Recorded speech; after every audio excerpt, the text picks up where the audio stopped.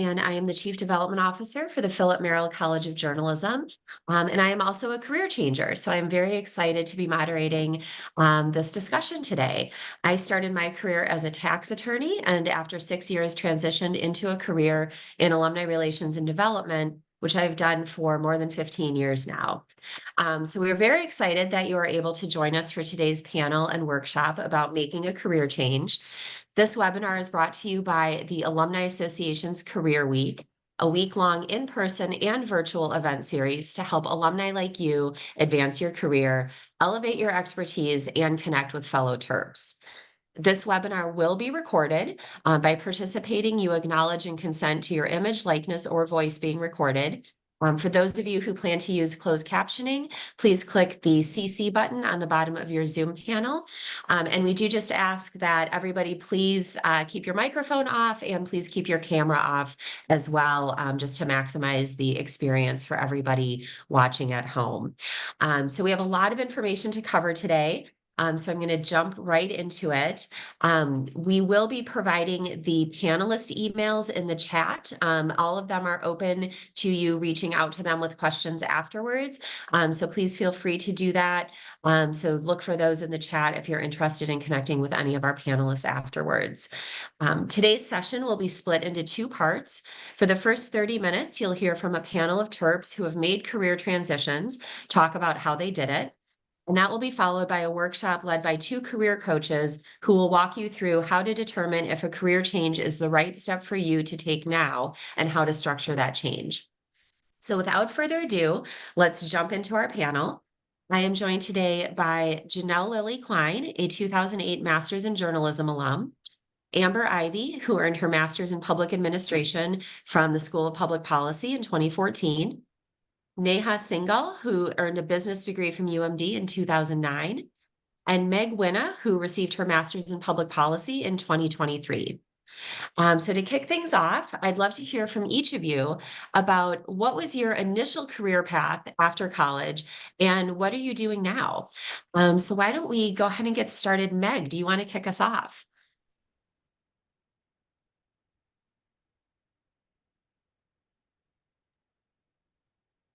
Yeah, no problem. Sorry, finding the unmute button. So hi, everyone. My name is Meg. I graduated with my undergrad initially in special and elementary education. So that was my first career. I was an elementary school teacher. I taught fifth grade, and I also taught in the Peace Corps. And then I transitioned. I got a master's in public policy after teaching through COVID and really becoming interested in how those policies were being made and who was making decisions about what the policies were that I was teaching. And now I work at the State Department doing research for public affairs. Thank you. Janelle. Hi, everyone. My name's Janelle.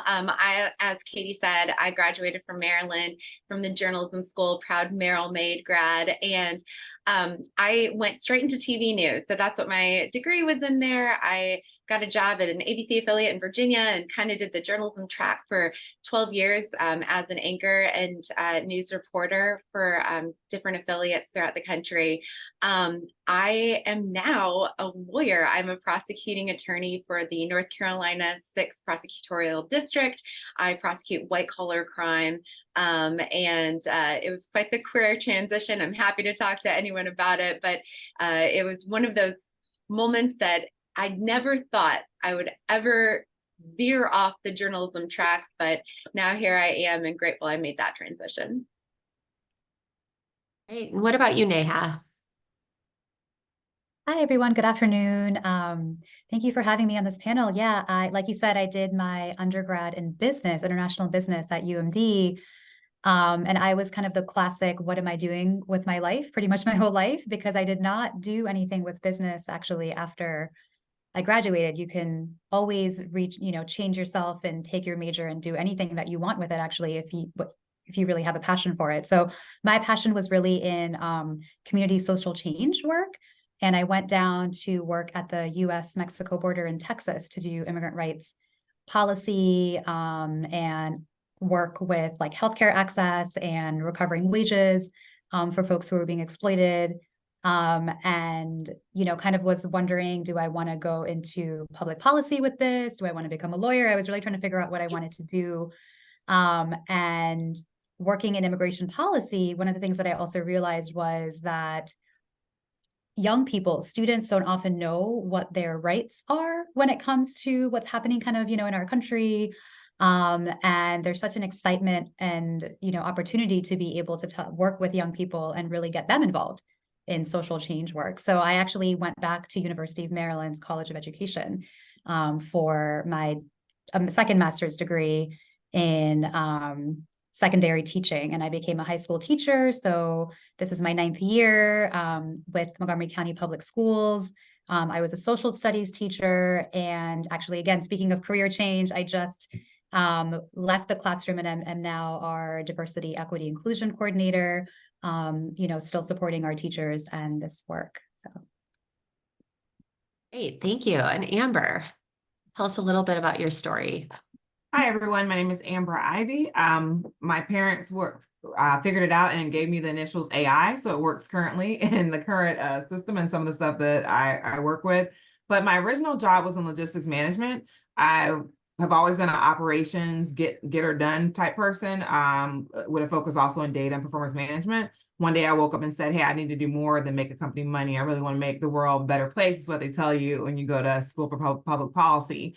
So long story short, because I know we'll get into the details a little bit more when we have the questionnaire part, but I am now working as a vice president at an organization that does social impact investing and as well as advisory impact investing, where I help states, local governments work with data and use evidence for outcomes. I came to Maryland for my transition for my career, and I was just blessed with the opportunity to get employed in my last semester of my second year of my master's to work for Governor O'Malley. And I also was able to work for Governor Hogan. So I had a lot of great things happen in my career that started in logistics. And now I'm heavily in the policy world, working adjacent with government, helping it make work better and more efficient using data. Thank you. And Amber, I'm going to come back to you and with our next question and just ask you to go into a little bit more detail about how did you actually, once you decided that you were interested in making a career change, what were some of the steps that you actually took to make that happen? So I can't tell you that I knew, right? Like there wasn't a world where I knew exactly what I wanted to do. It literally started with, I have to do more than just make a company money. There was just something in me that felt like I needed more purpose, more meaning to what I was doing with work. So it started with the online search of like, what do I do here? Folks in these type of fields, like literally Googling, how do you make the world better? What are people in? And the interesting part is both of my parents both served in the military. They met while in the military. And then when they got out of the military, they worked in government. But I never saw myself working in government. I just never thought of it as a career. But that was one of the things that popped up, was around looking at public policy or working in government to help people. So right then and there, I looked for volunteer opportunities in my local city where I was already working. So I had a full-time job and would literally volunteer at a local health and human services agency where I was working with women who were formerly incarcerated, who lost their children in the child welfare system, who were also unemployed and looking for employment, and trying to help them get jobs so they could eventually get back to getting their children, et cetera. I started noticing while there just some of the inefficiencies that are in government, which I now better understand why they're put into place. But it helped me to understand that that was something I really wanted to do, was help government figure out how to help people in a way that didn't cause any barriers for folks to get access to what they needed.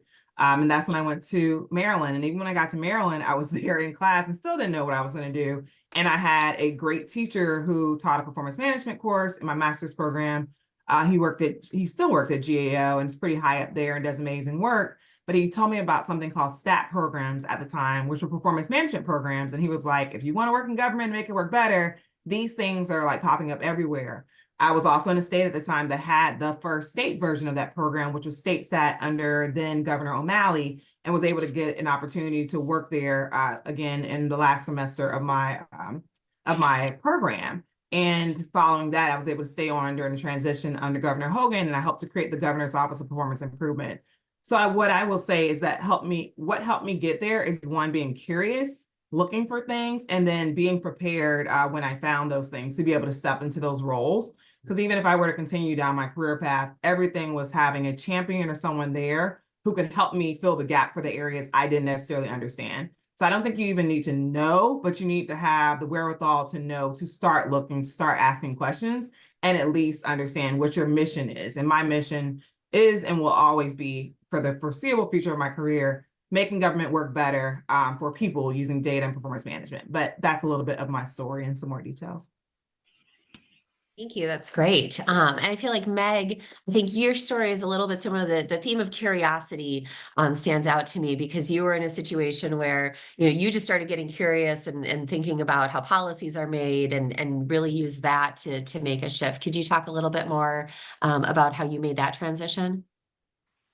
Absolutely. And I second the I didn't always know where I was going. Right. I could not have told you when I started looking sort of that spring of 2020 for what I was going to do next, that I would end up doing research for public affairs. That was just but knowing that I wanted, as Amber said, sort of knowing the type of impact I wanted to make and being guided by that, and then being really open to a plethora of different opportunities. I took my first quantitative class ever in my master's program and then immediately was like, yes, this is exactly it. This is what I want to be doing.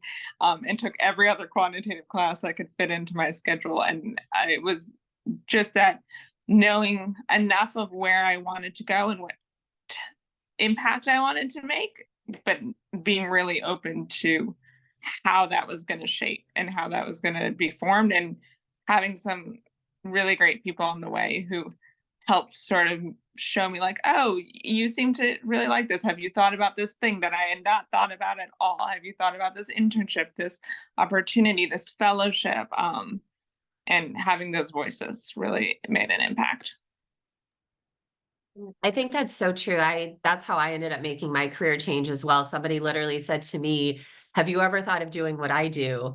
And I was like, "Oh, I haven't thought of doing what you do. Tell me more about what you do." And the next thing I knew, I've developed a whole new career in development and alumni relations. So sometimes it is just that one conversation that can really make a difference. Yeah, I found it interesting when we were having our talk yesterday, how Meg, you went from teaching out of teaching, and Neha, you went from not teaching into teaching. Could you talk a little bit more about how you made that transition? Yeah, absolutely. You know, I think I really love what Amber and Meg shared about like the impact that you wanted to make, and really following that gut feeling. I think for a long time I kept ignoring this desire that I actually really like working with young people and wanted to do that. And I think I was also, to be transparent, I was worried about going into a program where I would be in super debt, right? Knowing that becoming a teacher, you know, it would be harder to necessarily maybe pay off those loans. So I kind of came up with like some priorities for what I was looking for.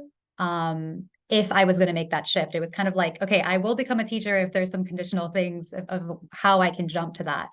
And I'm really lucky the College of Education here at University of Maryland, the program offered, you know, an ability for folks to get really deep coaching and teaching and how to become a teacher. And also I had a graduate assistantship.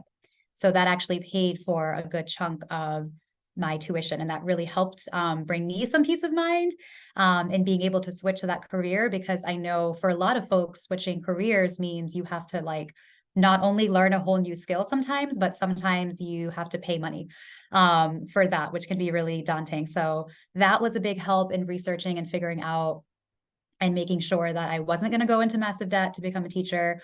And then the other thing was I did have to look into the requirements. So one thing that I would say, you know, is that as kind of a non-traditional background, I had a business degree. My background was in policy. I didn't have any education classes. I really had to go through and make sure what are some of the prerequisites that I'm missing in order to be able to jump to this career, and how can I do it in a way that is going to be sustainable. while I have my current career. So those are some of the things that I was just planning and trying to really make sure that I knew I could juggle also to be able to switch. And the other thing that I'll add too is, again, that mentorship piece, I think I really appreciate, I think Amber, you had mentioned that as well, like having people around me and being open to getting their advice and their ideas really helped, because there are like non-traditional paths to get to where we want to get to that we might not know about unless you talk to other folks who have, done that as well. And so I'm really glad, because a lot of the policy work that I did, and even my business degree, actually, all of that helped me become a stronger teacher, because I could share with students actual real life situations in a social studies classroom, right, that they would be encountering after. I love that. That's great. And Janelle, you have an interesting story. You went back to school without even intending to change careers, and then sort of accidentally ended up changing careers. Tell us more about how you went from your TV career to being a white collar prosecutor. You know, I loved my job. So I never had one of those moments where I was like, oh, I've got to get out of here, or I need to find my passion. I was passionate about journalism from the get-go. I went to law school at night while working as a broadcast journalist because I wanted to be a better broadcast journalist. And I just thought, hey, having a law degree will really help me on this track.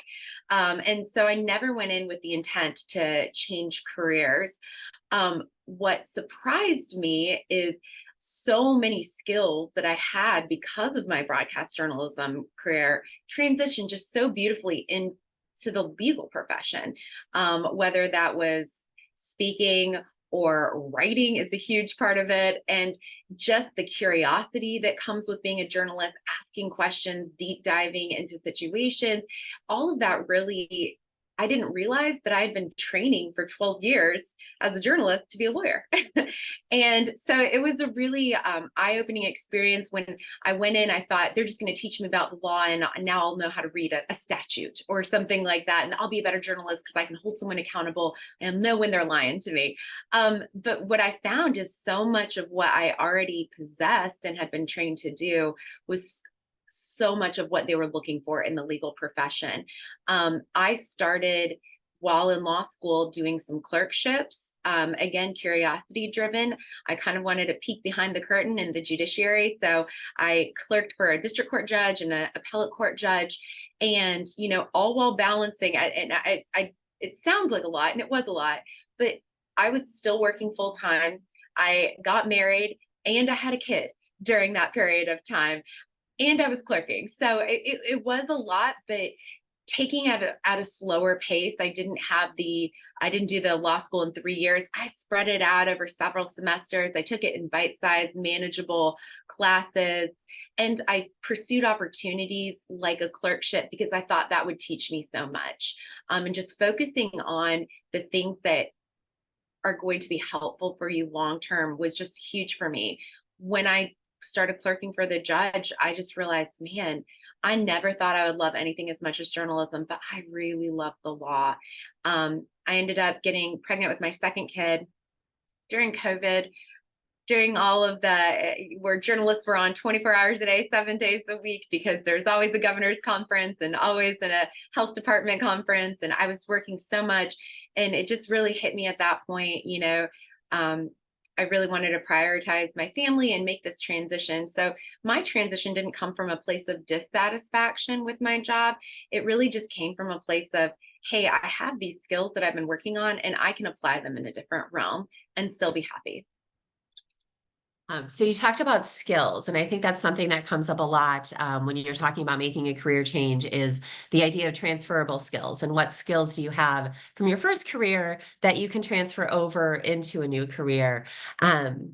And so I'd love to hear from each of you, what skills did you find that you did acquire in your first career that you were able to transfer over, and how did you make that case? How did you showcase those skills, whether it was in your resume and a cover letter as you were interviewing? How were you able to convince people that you did have the right skill set to succeed in your second career path? I'll go, just since I started on that transitionary topic. you're an anomaly. And I think that don't undersell that to yourself, because they're going to see the same, especially folks who have known that they want to do this for a long time, or they've been in this career path for a long time. And your resume, you might get nervous, is competing against theirs. And they have a lot more experience in this particular area. You know, I didn't work at law firms in high school or college. None of that was true for me, but they were so curious about, why is she interviewing for I almost became like this oddity that they wanted. The judge was like, okay, let's figure this person out. Or same thing with working at the prosecution's office now for the district attorney. My resume doesn't look like everyone else's, and that's good.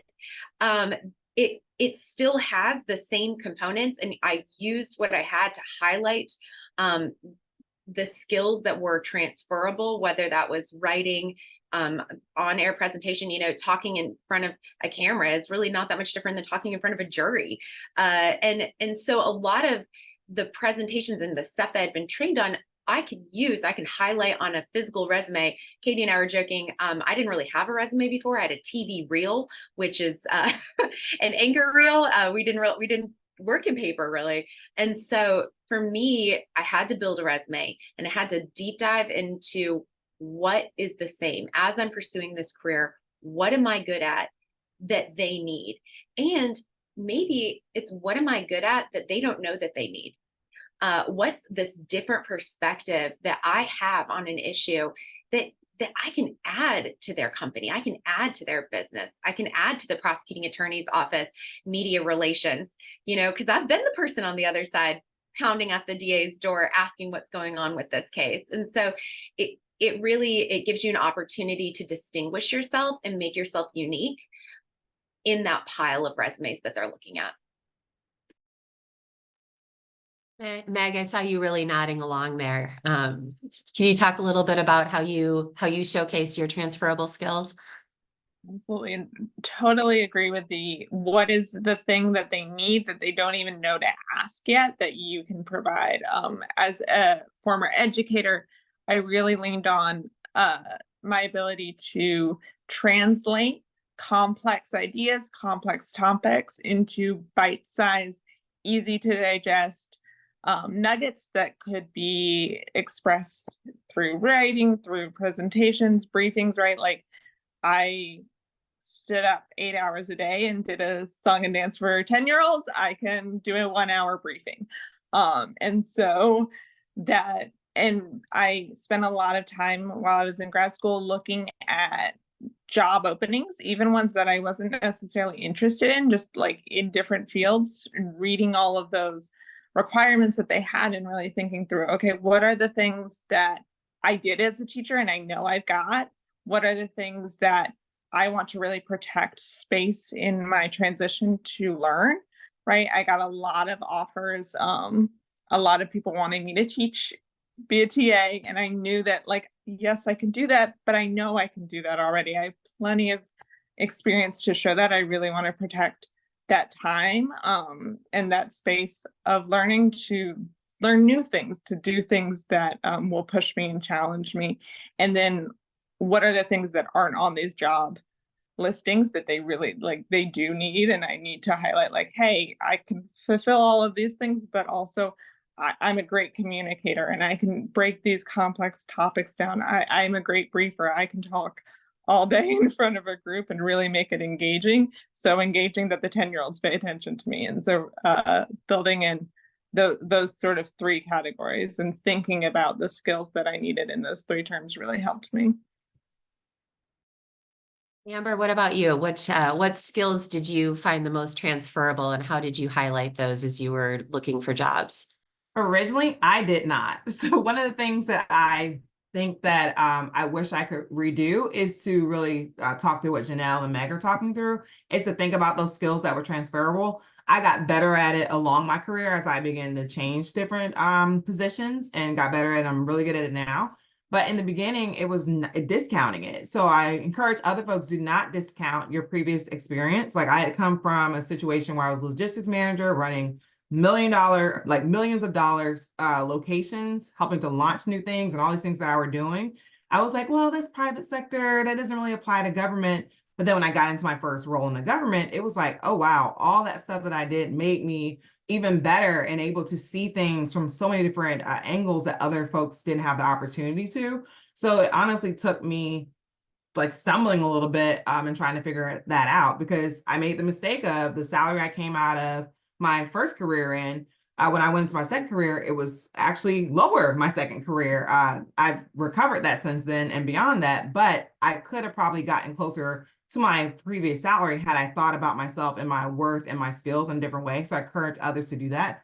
The other thing that I do tell people when they're thinking through this is like, what is your intersection? Like, what are the things that you're really, really good at, the niche that you're in that only you are great at because you have all these unique skill sets that you've developed as an individual over time? What does that look like? Some folks joke there's niche or riches and niches. I really believe that once you make yourself a subject matter expert in a certain area where you're the only person folks can call on, so they can find you on LinkedIn, they know you're the one they need to call for different things or to consult with, it really helps for you to understand what that looks like, and then intersecting with things that are innovative. What is your intersection with things that are never going anywhere? My intersection is data, technology, policy, and law, because those things aren't going anywhere no time soon. So how do I show up in those spaces to help government work better and getting really, really good at where I am? So that's just advice I give for those who may not have done it just yet. There's still opportunity to change that narrative and to understand what skill sets you bring.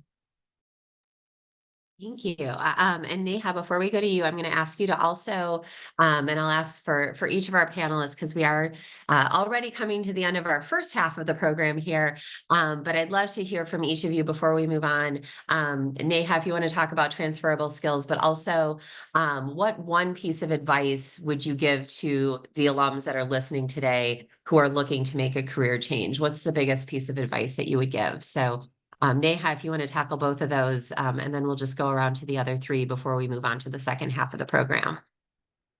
Sure, thank you. Yeah, I'll just say quickly for transferable skills. I mean, I think a lot of those skills you do learn, honestly, in a teacher education program to be a really successful and highly qualified teacher. And I think for any job in education, being able to talk about yourself as a public speaker and as a really quality and engaging presenter is just a big, big important part of it, right? Because in every position in education, you are talking to families, parents, students, other staff members, administrators, like community. I mean, there's just so much there. So that's something that I really honed in on in terms of doing a lot of presentations and doing lobbying and doing a lot of work in the policy field and talking to experts that would translate to the classroom. The other thing I'll mention that was kind of different as well is that because I had so much experience before coming into teaching, kind of like Janelle was saying, people were kind of like, oh, wow, like that's so interesting. Like you worked at the border and you've been like a reproductive justice, like birth doula, and you've done this and you've done that. And I think that actually helped me also talk about myself as a leader, even in the school and teaching. And I actually became like a team lead for one of the courses pretty early on. I was asked to join, various like stipended, additional like positions. I was invited to be like our building representative. Like there was just a lot of opportunities beyond teaching, in addition to teaching, I should say, that I also marketed myself for because I had so much experience in these different worlds that a lot of folks, didn't have or they thought was interesting and that our students could benefit from. In terms of the best advice that I can give, that's a good question. I'm thinking, just about my own journey, and the best advice that I can give is that it's never too late and I know this is like classic, everyone says this, but I genuinely mean it. It really is never too late to change what you want to do as long as you really have a good plan. I'm a planner. I really like to plan and kind of think through exactly, how I can make something work and then take little steps to get there. And just don't discount your background. Again, I did a business degree and then I did policy and then, I became a teacher. So don't discount your background and all the unique things you bring. Great. Any last piece of advice from any of the other three of you to share before we move on? I would say journal your day, in what you're doing now, and take truly a day or a week, and think about what you do all day and what you were great at that day. Just make little notes, and keep that with you. What made you happy? What fulfilled you in that day? What did you rock? And make someone else impressed. What compliments did someone give you? And just kind of keep a little, maybe in your phone, keep a little notes of that, because those are the skills that you're going to end up highlighting on your resume. When you find that job that you're going to transition to, that's the stuff that you want to talk about. And you're going to have a log of, hey, on this day, I did this and I was excellent in this way. And it really, I think, storytelling becomes such a huge part of that. You know, when you're interviewing somebody, you want to know who they are. You want to connect with them holistically. You don't want just someone who says great at public speaking. You want someone who tells you, hey, on this day, I gave this presentation and the feedback I received was, and it makes you, even in that interview process, so much of a deeper person and someone they're going to connect with. So I think just keeping a journal for a week or a day of what you're good at, keeping that log, and then focusing on that as you build that resume and as you start interviewing. Great, thank you. So we are going to transition over now to the second part of our presentation.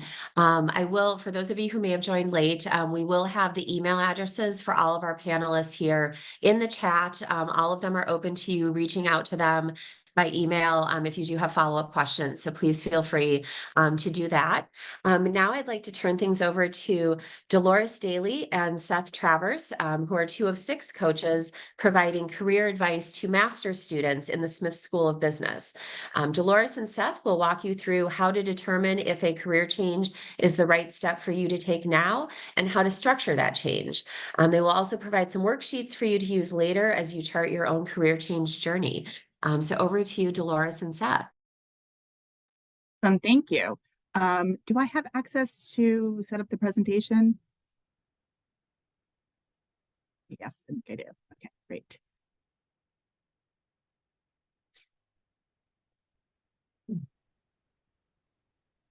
Okay.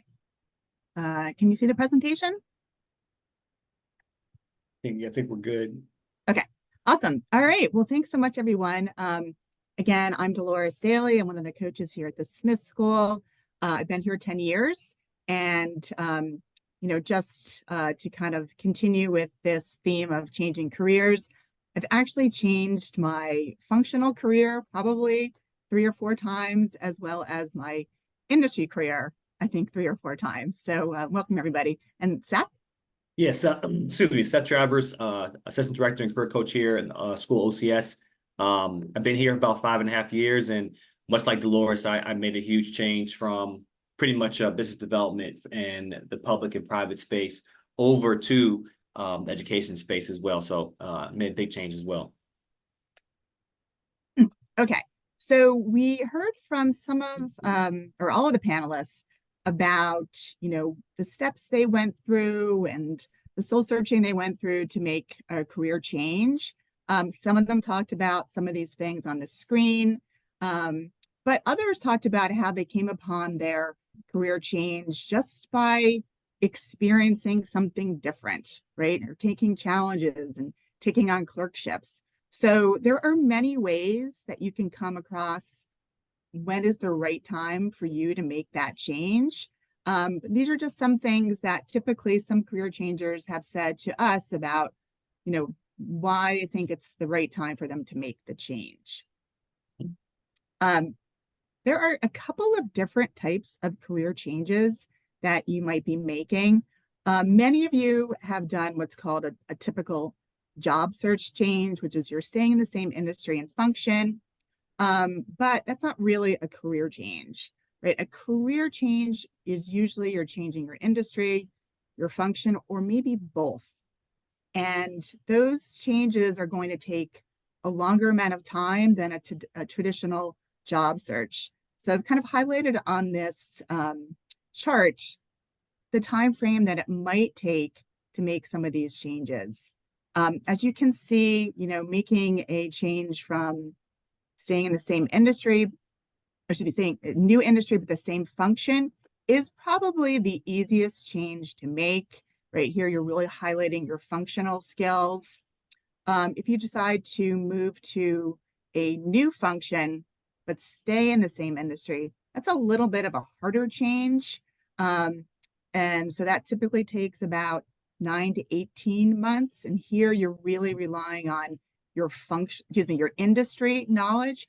And sometimes people make the change within their company, right? Maybe they go from working as a financial analyst to maybe human resources at their company. And then the most difficult change is if you're changing both the function and the industry. And that is a major career change. And that might take a significantly longer period of time.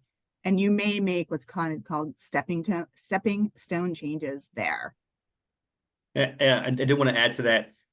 As you look at this chart here, start to think about, what category do you fit mostly in?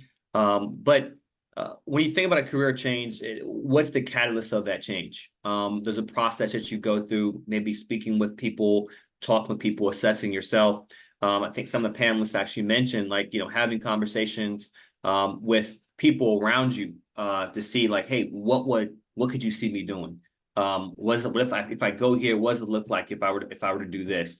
These are some of the things to start thinking about, and that will kind of set the precedent of, do you want to switch industries? Are you just bored of work and not being challenged, and you need to be more challenged in the space you're already in? So just kind of navigating that space of speaking with people and really assessing yourself before you actually make that career change, so you can decipher which one it will be.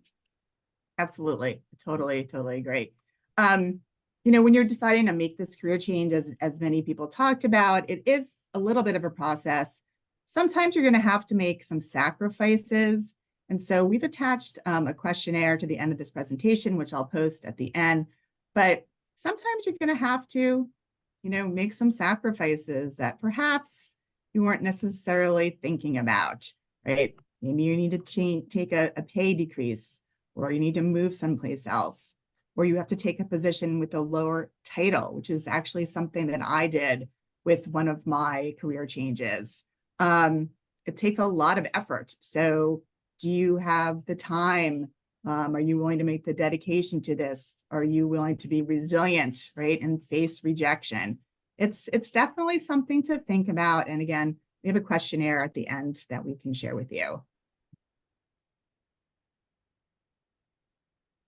The one thing, as you are thinking about how you're going to make a change and perhaps you are struggling with what to do, many of our panelists talked about talking to people and doing research, right? And so as you're doing these things, it allows you to not only learn about different areas, but it also allows you ultimately, once you made that decision, that you are demonstrating your commitment to making that change. I think I think it was Amber talked about doing some volunteer work as part of the change, her journey to make a change, excuse me. And so that's definitely something that you might have to do.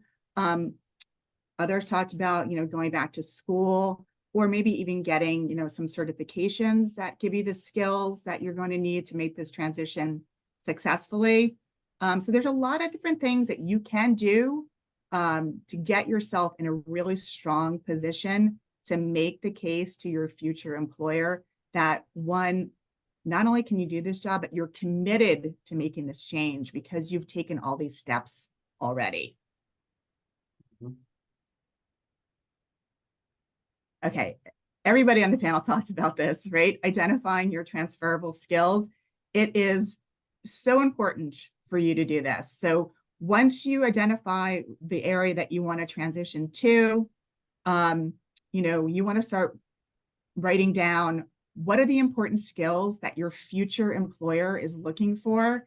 And then, as I think it was Janelle talked about how she kept a journal and she kind of wrote down, what her day, what she enjoyed. That's a really great thing to do so that you can remember, oh, okay, I enjoy doing this. I had this achievement. And because I made this achievement, I developed this transferable skill, right? And as you're making your career change, being able to communicate your transferable skills, and not only that you have these skills, but how these skills can help your future employer solve whatever is their most pressing problem, is going to be really, really important. Yeah, I want to add to this. There's always transferable skills, right? And I mean by that, by really looking and taking that previous slide talked about the commitment. When you think about making a career change, you're almost holding yourself accountable. This is what I want to do. Let me take a keen, honest look at it. Looking at job descriptions for opportunities, speaking with people in the space, because some of the transferable skills may be hidden. You may not know that it's a transferable skill until you talk to somebody in the space, and you may say, "Hey, I didn't know that. I actually did that there." So when you speak with people, you look at some of the job descriptions or the industry that you want to be in, that research will allow you to pull more out of what you've done and relate it to the particular career or industry you want to go into. So there's always transferable skills, but doing that research makes you hold yourself accountable so that you can find more of those things that relate to it, to transferable skills to new industry. Sorry. Absolutely. And we've also attached a worksheet to the end of this presentation where you can kind of help think about your transferable skills. So take a look at that as well. Oops. So now the next thing you want to do, once you've determined your target, you want to craft what we call your storyware to envision your future self. You're going to start to want to market yourself under a new brand that really is focused on where you want to go next and not a summation of where you've been previously, right? So that's why it's really important for you to craft your resume, as other people who are in the panel talked about, to highlight your transferable skills. And I call this a forward-looking resume, right? You want to not just summarize everything that you've accomplished in the past, because that's backward looking. And some of the things that you've done in the past may not be relevant to where you're going in the future. So you want to make sure your bullet points highlight your transferable skills that are relevant to where you want to go. Even if this means sometimes highlighting smaller projects that you worked on that maybe you didn't think were necessarily important and therefore you didn't have it on your resume. But if it gave you the opportunity to develop the skill that is transferable to your next job, that's going to take precedence over maybe a larger project that you worked on, but didn't give you any transferable skills. It also might involve removing irrelevant certifications. Maybe you have a real estate license, but you're going into a project manager job. You want to think about whether or not listing that is distracting to the person who's reviewing your resume or is actually adding any value. So take that under consideration when you're writing your resume. And sometimes career transitioners would benefit from writing a summary at the top that really highlights their most relevant skills and accomplishments. Yeah, and the question may come up, well, what if I don't have any type of skills that are relevant towards a job that I want? This will help you kind of pull the information out. There's a couple of things. There's independent research as well as certifications that are out there that you can get to kind of just add to your resume to make it a little bit more, tell that story towards the industry you want to be in. I always recommend every student, if it's something you say you're excited about or you want to go into, what are you building for yourself to showcase outside of just your resume? That may be, it's 2024, most resumes are circulated via online. What external link could you be working on to put on your resume? If it's a project or a technical skill or research, you can link that and say, here, I'm at the beginner stage of doing it, to make your resume a little bit more relevant to that desired industry. So there's always ways you can add experience to your resume without working a formal job. Absolutely. Okay, so now I know this is cat out of the bag, right? Everyone's using ChatGPT. You want to know, can I use it to write my resume? And so what we recommend is using it wisely. Okay, so what I mean by that is if you type into ChatGPT a prompt such as this, which is what I did, is working on this presentation, the prompt I put in is, I'm a career changer with 5 years of experience in sales, and I want to transition into this role, which is the job description I ultimately pasted. What skills should I highlight on my resume that are the most important to be successful in this role? Here is the job description. Right? So then I pasted the job description into ChatGPT, and it gave me a list of skills that you should be highlighting in order to be a viable candidate for this particular job description. Now, of course, the more information you put in about your background and what you did before, the more granular your ChatGPT will be. But this is one way that you can try to make your resume as tailored as possible to the job description, also using your past experience. And Seth, I know you're like a whiz in all this. So are there other ways that you use this with students? Yeah, I think the more you feed it, the more accurate answer you're going to get. There's also discretion to using CPG, and there's a comment section in the chat box. I want to kind of answer that's relevant to this. Are those who don't use GPT at disadvantage? And it's not that you're at disadvantage. Here's ultimately yes. It's a resource that's out there. Take advantage, see how you can use it. Is it a monumental disadvantage? I don't think so. But it's what and how you utilize this. It's a tool that's going to be around and could essentially streamline your process to get a starting point, to refine some of your searches. I like to, most people when Chat GPT came out and tried to break it. So playing with it, seeing how you can get something more accurate to what you're looking for will be a great help to a starting point.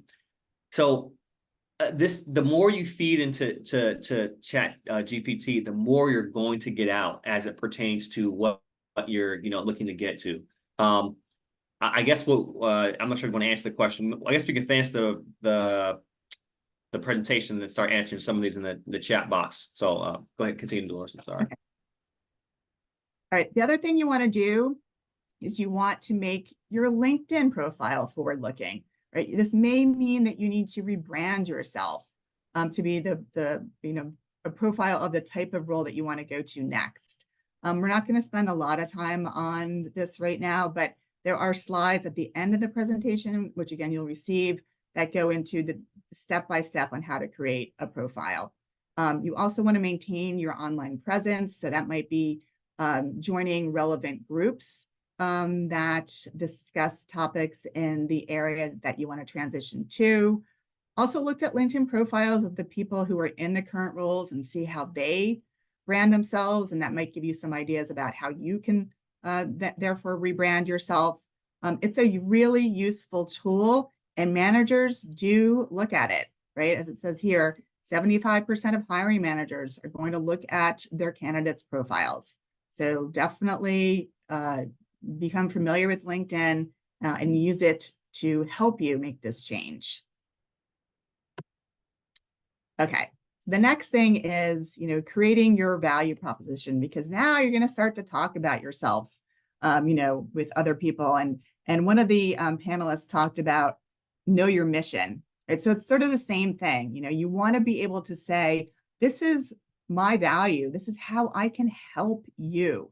I have a different background, which, is, as some of the other panelists mentioned, that sometimes employers, they don't even know what they don't know or what value you can add because you're a different candidate, but they're not going to know it if you can't communicate it, right? If you can't tell a story about why your skills are helpful, right? So you want to, definitely uncover your transferable skills, how they relate to the industry and area of function. But most importantly, you need to be able to communicate how those skills are going to help your employer, and how you and your skills are going to benefit them better than the other job seekers. Okay, networking. Of course, networking is going to be key in any sort of career change, because most likely your resume alone is not going to get you the job, right? So if you're just applying to jobs online and not networking with other people and explaining why you're making this transition and why you are a great candidate for the role, maybe the best candidate for the role, it's going to be extremely difficult for you to make this change. So I always tell my students who are career changers that you really need to talk to people, explain why you're committed to making this change and how you can be successful in this role. And there's a lot of different ways that you can network and build relationships that will help you. Okay. Now, hopefully you've been invited to interview, right? So in the interview, it's really important to know your why. Why are you making this change? This is the most important part of the communication that you're going to have with your potential new employer, because they're taking a risk on you. So they really want to make sure you know why you're making this change.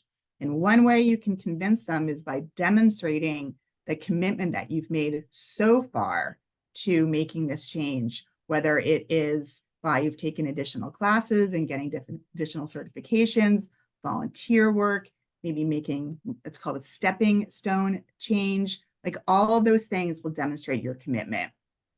Then you want to be able to communicate, right? Storytell how your skills can help your employer. And the SAR format here refers to situation, action, and results. And some of you may be familiar with this particular way of answering questions, but it is a structure that most business schools will teach on how to answer what are called behavioral interview questions. So definitely become familiar with this format.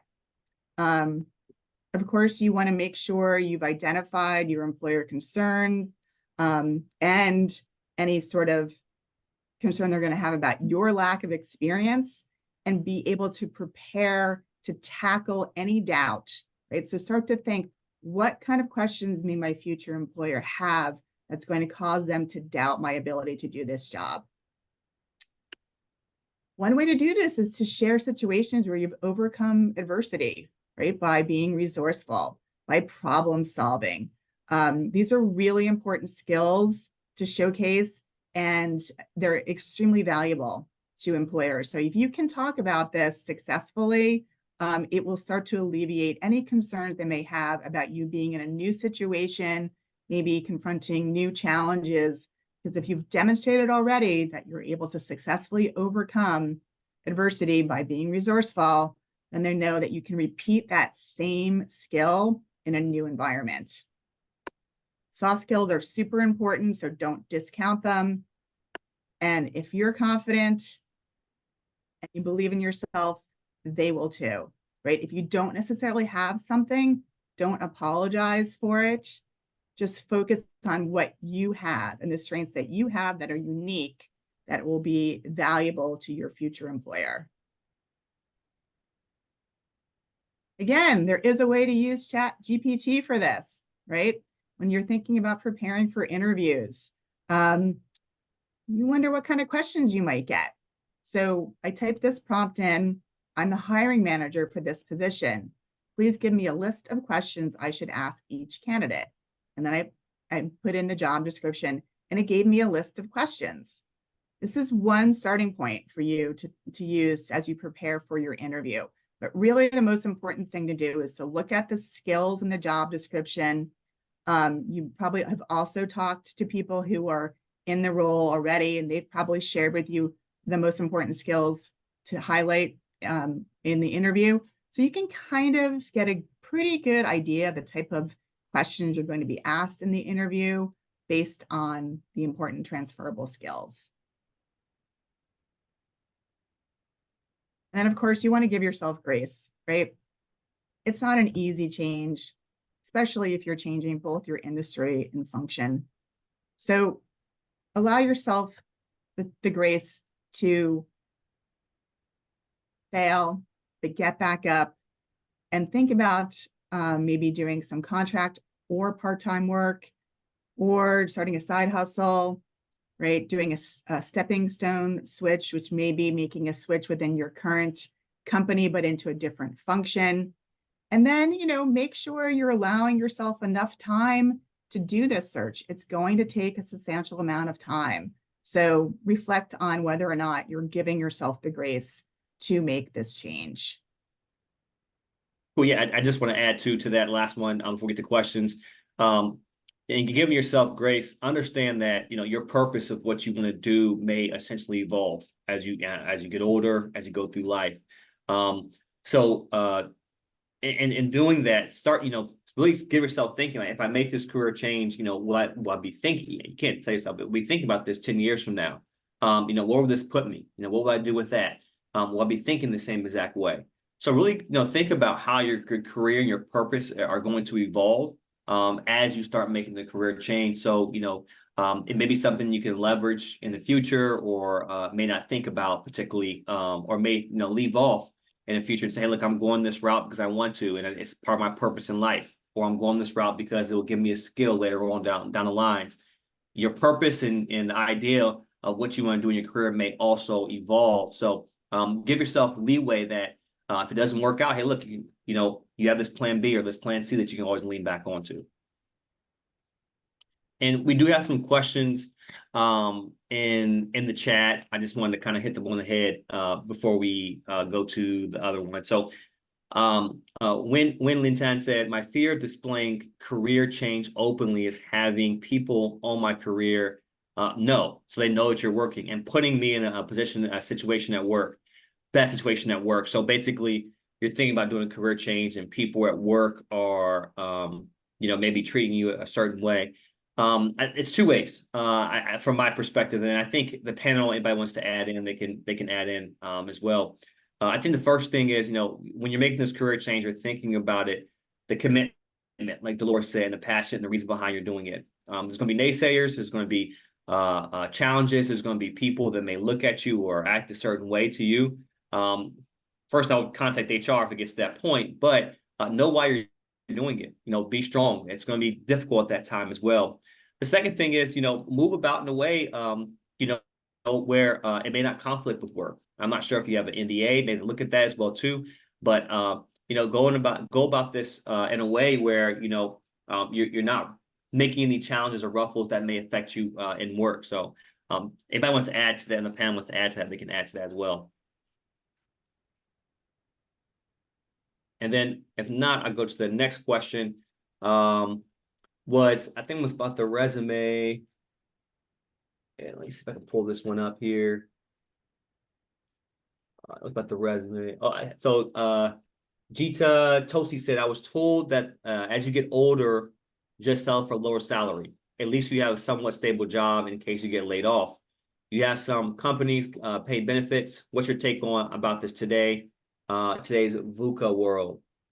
Anybody want to answer that, or you want to take that? Basically, taking a lower salary just so you can have a stable job and not getting laid off.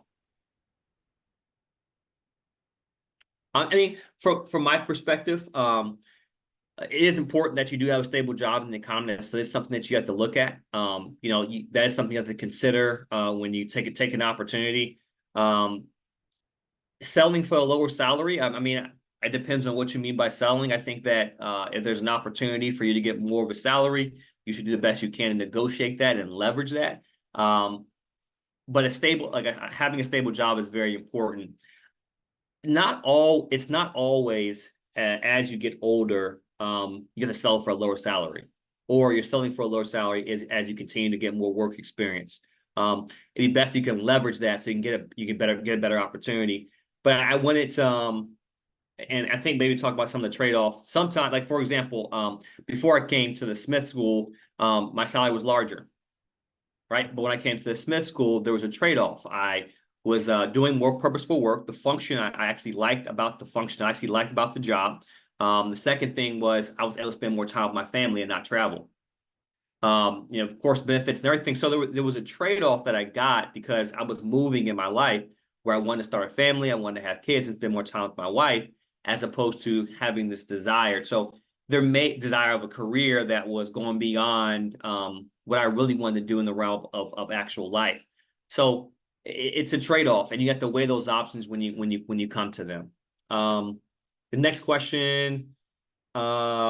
Seth, if I could just jump in there on the salary thing, I think it's important too, just for people to do their research in that respect.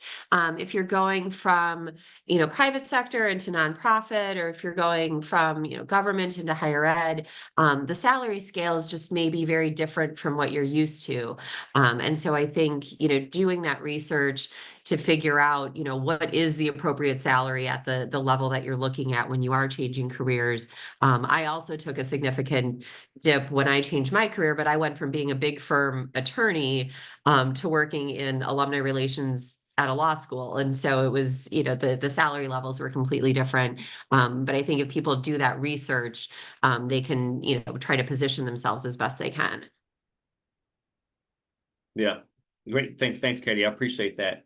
I'll try to run through the next questions. I know we're a little over time, but I'm gonna try to run through them. There was a question about the resume that I wanted to talk about. It was functional resumes versus, yeah. So, somebody mentioned, how do you and the panelists from the first half view chronofunctional and functional resumes? They seem ideal for career changers, but I've heard hiring managers and recruiters are not fond of those formats. Thoughts? Does anybody want to jump in before I jump in? Yeah, I think both Meg and I jumped in there that we both used functional resumes when we changed careers. I definitely highlighted my relevant experience at the top and then went into my other experience. And that worked for me. But I think I can see both, both perspectives on it. Cool. Yeah, I think function, the most relevant experience, I think, is the most important as opposed to a list. I don't know if you worked at I don't know, a different company that wasn't in an industry, it may not be relevant to that company. They say, hey, we're looking for people who have experience in the background of XYZ. So the next question, how does one deal with being 50 plus? How far back on your resume you should go? Good question. I think because I could at least at my time as a recruiter, I would work with more people who have more senior people who have more experience. What we would do is try to pull up what they knew and what was relevant, like a functional resume. What is relevant to the opportunity? What skills and or skills or tool that you have are still relevant today that may be translatable to the platforms or tools. So, for example, I was working with someone who had experience with Cold Fusion, which is a very old programming language. And the company was looking for someone who wanted Java experience. And we looked at that and said, hey, look, you have some development experience. How well versed are you in this right now?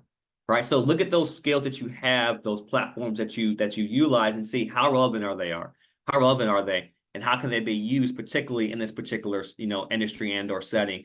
So a lot of having that most functional, most important things up front in the resume and in your talk track as you talk to people as well too, so you can kind of have those fruitful conversations, because networking is going to be a big part of it. I have time to go through all these questions, so I don't mind, but I'm just letting people know, like, I'm on till whenever, but I'm gonna run through the questions if that's cool. If you got to hop off, you can definitely hop off. Hey Seth, before you do that, for those who do need to hop off, let me just make a couple quick closing announcements, and then we can definitely, for those who want to stay on, we can stay on and keep it open for Seth to go through those. So just a quick thank you to everyone, to our panelists.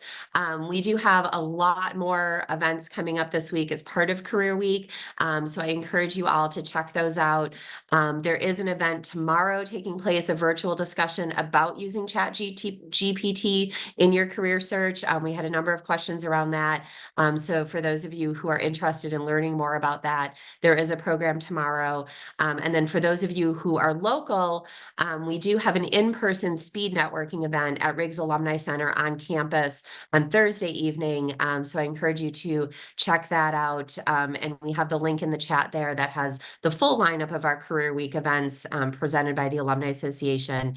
So just wanted to get those announcements out there, but happy to keep this open for a few more minutes for those of you who have questions, and we'll go back to Seth to provide some answers to those. Cool. Yeah, no, appreciate it. Thank you, Katie. And I want to go back to David's question when he spoke about, because he put the acronym for VOCA, which is volatility, uncertainty, complexity, and ambiguity. The main thing is is research. Really understanding what you're getting into, having conversations with people, and ultimately it's going to be, out of your faith to say, hey, look, this is something I want to continue. It's a lot of uncertainty, and sometimes you can't decide, if you should or shouldn't do anything. But you can get closer to that answer via research, and then speaking with people from your discussion of where you feel you should go. Your mind should go with it. I think that's important because when there's no uncertainty around something, the closer you can get is via research. If I want to know what's going to happen next year in the market, I'm going to look at common trends from years. I'm going to look at, volatility levels. I'm going to look at, what innovation's happening, and then kind of put all this together to make a decision. Okay, if I get into this, how will my decision evolve as time goes? What challenges will I face, and how will my skill sets be relevant, in the future? So it's ultimately a decision that you have to make, but it's important that, you really do your research to get the best answer, for yourself. So. And Go ahead, I Dolores. just add to that, I think that's, why it could be helpful for people to maybe do a volunteer project and try out the job, or maybe volunteer for that kind of project at your current office, but it's outside your area of responsibility. It's a big change, and you want to make sure that it's the right change for you. So doing maybe some smaller projects could be the first step, but I definitely agree. You want to talk with people who are in the role. You want to find out what they like, what they don't like. If they themselves work someplace else and made the change, what was that like for them? The more that you can prepare yourself for this commitment and this change, I think the more confident you'll be in interviews, but also the easier the change is going to be. It takes away some of the uncertainty. Thanks, Dolores. Next question, pertinent to what you just said, Seth. How honest can one be about the fact they're changing careers largely to get away from a workaholic culture, et cetera? Yeah, I mean, I think you focus on the things that you want to do, except without bad-mouthing the particular previous culture. I mean, it's 2024, and we see people companies bringing people back into the office. There's layoffs, et cetera. There's demand. I definitely do understand that, the work culture is extraneous. I'll focus on the things that you want to do without kind of bad mouth, or not necessarily bad mouthing, but without putting down the previous culture, because some people do like that work environment. So hey, I would like to be in an environment where I have autonomy, I have the ability to create, I have the ability to collaborate, I have the ability to spend time with my family and work-life balance. The worst thing you can do is get into an opportunity where it pays well, or it gives you certain things, but you don't like the work culture. And the function of what you want to do should be a line of how you operate in everyday life. And if you function, if you're an analytical person, before you go out to eat, you look at Instagram, you look at Facebook, you read reviews, and you're an analytical person. You walk into a job and you don't have the ability to do that. Now you have to switch hats and operate in a space you don't want to operate. But if you typically are an analytical person and you're doing that on the job, it's exciting. It's what you want to do. You don't have to switch hats. So I look at, forward thinking of the things that you want to do and that next opportunity, focusing on that, and then think about how you operate and how that kind of transitions into that new opportunity that you ideally want to go into. Am I changing who I am when I go into the workplace? Or am I allowed to be who I am? Is the culture something that allows me to create, allows me the freedom to have work-life balance. And you look for those things in opportunities, and then speak with people. That's ideally the best way to kind of figure out what the work culture is like, because people will tell you the truth. Yeah, and I'm just gonna. I'm sorry, go go ahead, Janelle. I was just gonna say, my mind has changed on this answer, because at first I would have said a while ago, I would have been like, "Ooh, don't bring it up. They're not going to want to hire you if you know." But I've switched from bringing it up myself to asking the questions of what their office culture is like, and making it really about them and letting them tell me. Because the truth is, if it's not addressed at all, if you don't say anything and they don't say anything, then you might be getting into the same situation that made you want to leave the last situation. So it needs to be brought up. I think Seth has a lot of wisdom there, asking folks who already work at that company, reputationally, making sure, you know, that company has the kind of reputation that is fitting within the culture that you're looking for. But whereas a few years ago, I would have been too afraid to ask that question. Now I think maybe doing it in a more, what can you tell me about your kind of culture, and feed me the information that I need to make this decision, rather than I'm leaving my job because I don't like the culture that I was at, and I'm looking for you to save me from that. I totally agree. Yeah. I totally agree. I think that was really, really important point. Janelle, you're kind of flipping the script, because you also want to put yourself in the seat of the hiring manager. They're already taking a risk on a non-traditional candidate. And if you tell them, I want to switch because I don't like where I am now, I don't like working these hours, then they are going to look at you as somebody who just wants to leave at all costs where you are, and not that you really want to be where you're interviewing for, right? So you want, Janelle put it perfectly, you want to get that information, but you want to ask it in a way where they give it to you, right? Where you're just asking questions about their company. What's their culture like? Just like you would ask about, you know, how is the team structured? You know, what kind of projects do I work on? It's just another question like that. And it doesn't indicate that you're trying to leave something. All it does is indicate you're curious about the next job and what the next job is like. Yeah. No, great answers to that. I appreciate adding that. Next question. Do you have suggestions or resources for folks returning to professional work after significant gap as a caregiver? Yeah, I think the main thing is start with low-hanging fruit. You're at the Smith School. There's alumni and resources here that you can definitely leverage to kind of help guide you on the way, and also maybe diagnose what that next step or next opportunity is for you. I also say like LinkedIn Learning is a good free tool. When returning to work, I had this conversation with my father. He's a Marine Corps vet. He was a cartographer in the Marine Corps, and then he for the past 20, 25, 30 years, he owned a barbershop. He's been a barber. And he's done real estate, but now he really wants to get into cybersecurity. So what did he start doing? He started doing some things on his own to showcase himself and make himself more marketable. And he's gotten some interviews he's turned down. But after a significant 30-year gap, he started building on some of the skills that he saw was relevant. What skills, as far as what entry you want to go into, what is relevant for me? Maybe,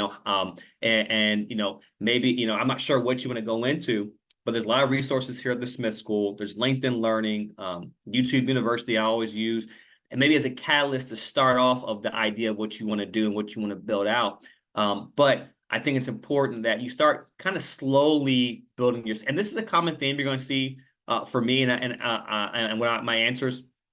If you don't have the experience, there's free sources now you can get the experience.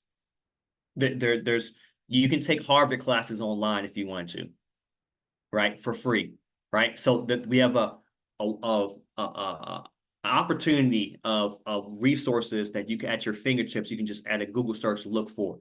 If you need the structure of guidance and learning, leverage the Smith School, right? Leverage what we can do and how we can help guide you to the path to say, hey, look, maybe this is a good starting point here, and then guide you on the way. Or, maybe if you need that accountability partner, we have resources within I'm sorry, not the Smith School, the university. I'm thinking of Smith School, but university that can kind of help you out.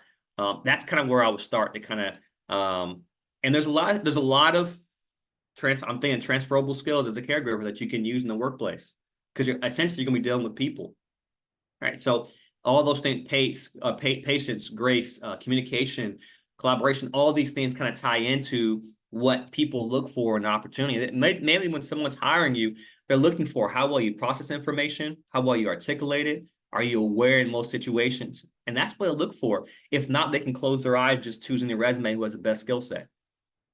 So, as a caregiver, you have those conversations, you've been in those conversations, and you can relate that to transferable skills that can relate to whatever industry you want to go into. Go ahead, Janelle, sorry. No, you're fine. I was just going to say the only thing I'd add to that is get someone on your team. So you have an alumni network that wants to support you. I sit on the board for the Journalism Alumni Network.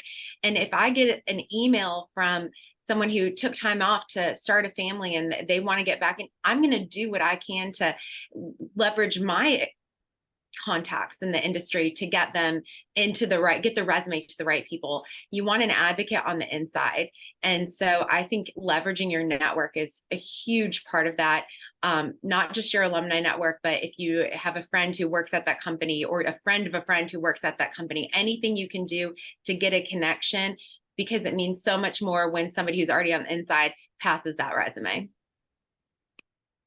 Thanks, Janelle. Next question. I'm going to just go over real quick because we have some good responses. What source do you use for trends in the field? Kate mentioned use LinkedIn and fellow experts in my field. I do the best way. Then Mark Forrest, who's actually the program director for my relations, thanks for being on the call, chimed in and said another source from professional associations. Follow them, what they're posting, right? The voices from the people, the trends, just being out there in the field is so important. And people are going to talk about what's happening. LinkedIn will have that little section there. Then you see people who comment on it, and you kind of go down the rabbit hole to figure out more information. Very important that you stay on top. And I actually, believe it or not, that tool on LinkedIn is something that has sent me down so many Wikipedia, Google, scholarly article, rabbit holes, just so I can get more information and guidance. And I think it's important that you do that and leverage your professional associations, connections as well too. Let me see if there's another question. I think there's one last question. What's your take on the way people comment on LinkedIn? I think it's good. Good, Katie, go ahead. I'll let you start. I saw you hop off. Oh, no, I was going to jump in and wrap us up, but go ahead and go ahead and respond. I think it's good. I think it's ways to start conversations online with people. If you're active on LinkedIn, that shows it's more people are more privy to respond and more to follow you since you're active in the community. I think it's just a great way to continue to connect and be more visible and have that footprint online. Yeah, I would just add to that, kind of on the flip side, though, realize that anything you're commenting on any posts, it's out there for the world to see. And so, somebody asked earlier about, well, what if you don't want your current coworkers to know that you're thinking about making a career change?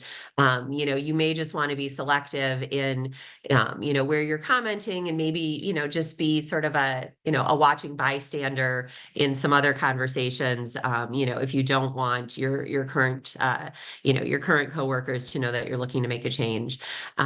But we are about 20 minutes over here. So thank you so much to all of you who stayed long, and hopefully we were able to get to everybody's questions. Thank you again to Dolores and Seth. We will be sending out your presentation to everyone who registered for the program today. So for those of you, keep an eye out in your emails. We will be sending that around so you can all see all of the great information that Dolores and Seth provided in that. And just one last plug, definitely be sure to check out the other great events that we have taking place this week during Career Week. If you're local here, come out to campus Thursday night, see us at Riggs for speed networking. You'll get to connect with a number of alumni from all different colleges and schools here at the university. And yeah, thank you all very much, and have a great rest of your day. And hopefully we will see you at another event this week. Thanks, everyone.